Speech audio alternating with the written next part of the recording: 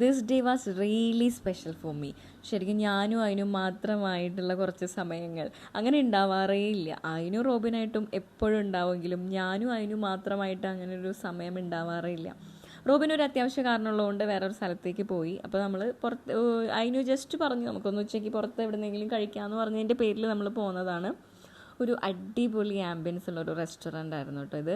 Canary എന്ന് പറഞ്ഞിട്ട് നമ്മുടെ കുറുക്കഞ്ചേരി സൈഡിലാണ്.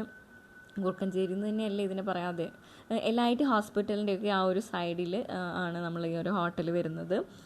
അവിടുത്തെ ഗ്രീനറിയും സ്റ്റാഫ്സും അതേപോലെ തന്നെ ഫുഡും എല്ലാം ഭയങ്കരമായിട്ട് നമുക്ക് എൻജോയ് ചെയ്യാൻ പറ്റുന്ന ഒന്നാണ്. അവിടുത്തെ മെയിൻ പ്രശ്നം എന്താണെന്ന് പറഞ്ഞിട്ടുണ്ടെങ്കിൽ നമ്മൾ അവിടെ കയറി ചെല്ലുമ്പോൾ ഇത് ക്ലോസ്ഡ് ആണോ ഓപ്പൺ ആണോ എന്നുള്ളൊരു ഡൗട്ട് എപ്പോഴും വരും. അത് മാത്രമേ ഉള്ളൂ. അങ്ങനെ നമ്മൾ ഫുഡൊക്കെ എൻജോയ് ചെയ്തു. പിന്നെ അതിനുവേണ്ടി ഒരുപാട് കഥകൾ എന്നോട് ഷെയർ ചെയ്യുന്നുണ്ടായിരുന്നു. സ്കൂളിലെ പ്രശ്നങ്ങൾ, പ്രതിസന്ധികൾ, എല്ലാ കാര്യവും ഓപ്പണായിട്ട് എൻ്റെ അടുത്ത് ഷെയർ ചെയ്യുന്നുണ്ടായിരുന്നു. സോ ഇത് എനിക്ക് ഭയങ്കര സ്പെഷ്യൽ ഒരു മൊമെൻ്റായിട്ട് തോന്നി. ആൾക്കും അതെ കേട്ടോ, ആളും ഭയങ്കരമായിട്ട് എൻജോയ് ചെയ്തു. നമ്മളൊരു സൂപ്പാണ് പറഞ്ഞത്, ഫസ്റ്റ് സൂപ്പ് പറഞ്ഞു. പിന്നെ ആളോട് ഫുഡ് എന്താണെന്ന് ചോദിച്ചപ്പോൾ ആളിനോട് പറഞ്ഞത് ഊണാന്നാണ്. അതിൽ മാത്രമേ ഒരു സങ്കടം ഉണ്ടായിരുന്നുള്ളൂ. ഒന്നും കഴിച്ചിട്ടില്ല, എന്നാലും നമ്മൾ വാങ്ങി കൊടുക്കുക എന്നുള്ളതാണല്ലോ. അപ്പോൾ എങ്ങനെയാണ് നമ്മളെപ്പോഴും പറയാറുള്ളത് പോലെ, ബൈ ഫ്രം ജിനിയ ടോണി.